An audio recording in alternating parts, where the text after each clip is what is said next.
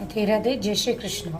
आज हम सुनेंगे पुरुषोत्तम मास का अध्याय 3, तीसरे अध्याय। हे नारद जी, जो कुछ भगवान कृष्ण ने राजा युधिष्ठिर से कहा वह मैं तुम्हें कहता हूँ। एक समय धर्मराज युधिष्ठिर जुए में दुर्योधन से सब कुछ हार गए। तब द्रौपदी को बाल से पकड़कर दुष्ट दुशासन ने खींचते हुए अस्त्र को पकड़कर खींचा तो भगवान श्री कृष्ण ने रक्षा की। उसके पश्चात युधिष्ठिर राजा को राज्य को छोड़कर काम्य वन में चले गए। वहाँ पर वन में युधिष्ठिर और द्रौपदी आदि बाल को बिखेर कर वन में रहने वाले हाथियों की तरह वन में फल खाकर अति दुखी होकर रहते थे। एक समय देवकी के पुत्र श्री कृष्ण भगवान ने उनको दुख जानकर काम्य वन में गए। उस समय युधिष्ठिर कृष्ण भगवान को देखकर ऐसे प्रसन्न हुए मानो कि प्राण आ गए। वो बड़े प्रेम से मिले तथा हरि के चरण कमलों में नमस्कार किया। द्रौपदी ने भी प्रणाम किया। राजा युधिष्ठिर को दुखी देखकर तथा ऐसे ही द्रौपदी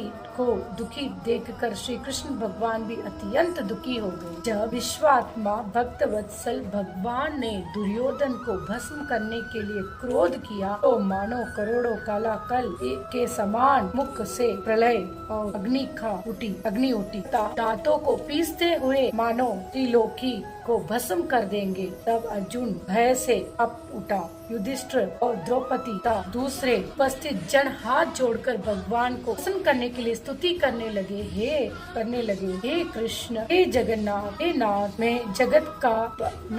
इस जगत के बाहर नहीं हूँ, फिर आप मेरी रक्षा क्यों नहीं करते? आप ही तो सारे जगत की रक्षा करने वाले हो। जिनके नेत्र बंद करने से ब्रह्मांड में प्रलय आ जाता है, जिनके क्रोध से सारा विश्व का नाश हो जाता है, कोई भी जीवित नहीं रह पाता। हे जगतपति, हे नाथ, इस संसार के इस सहारे देने वाले को क्रोध को दूर कीजिए। आपका क्रोध से संसार में प्रलय हो जाएगा भगवान, प्रलय हो जाएगा। भगवान कहने लगे कि हे नारद जी। अर्जुन इस तरह कहने पर हाथ जोड़कर श्री कृष्ण भगवान को नमस्कार करने लगे। तब श्री कृष्ण भगवान ने अर्जुन से इस तरह स्तुति का वचन सुन करके शीतल हो गए। फिर प्रेम से युक्त होकर युधिष्ठिर आदि की श्री भगवान को बारंबार नमस्कार किया। श्री नारायण कहने लगे कि हे नारद, इस तरह प्रेम से मगन होकर सर झुकाकर हाथ जोड़कर बार बार भगवान कृष्ण को नमस्कार कर अर्जुन और भगवान श्री कृष्ण को जो प्रश्न किया वह मैं तुम्हें कहता हूँ। हरि भगवान यह सब कुछ सुनकर पांडव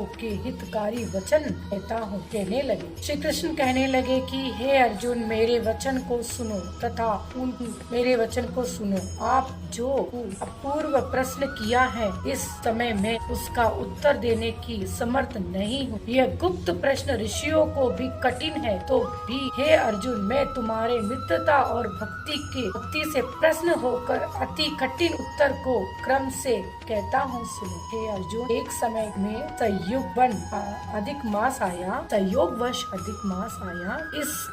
हे अर्जुन, एक समय संयोगवश अधिक मास आया। उसको सब असह्य निंदा, अपूजनीय मलमास तथा नवी की संक्रांति से परिचित ऐसे ही कहने लगे। मल यानी कि गंदा मास होने से संपूर्ण संपर्क करने योग्य नहीं था, स्पर्श करने योग्य नहीं था, सब कर्मों से नियुक्त था। इस समय इस प्रकार जो लोग वचन सुनकर तो मलमास कांतिहीन निरुद्र दुखी से युक्त मेरे पास आया तथा वैकुंठ में जहाँ पर मेरा निवास है स्वर्ण सिंहासन पर मैं बैठा हुआ था, मुझे देखकर दंडवत प्रणाम किया तथा दोनों हाथ जोड़कर नेत्रों में आंसू बहते हुए इस तरह कहने लगा। आज तृतीय अध्याय समाप्त हुआ। हम चौथे अध्याय में सुनेंगे मलमास ने कैसे भगवान से प्रार्थना की और कैसे भगवान ने उससे पर कृपा बरसाकर अधिक मास का नाम दिया और उसे पूजनीय मास बना दिया। राम राम। जय श्री कृष्णा। बोलो पुरुषोत्तम।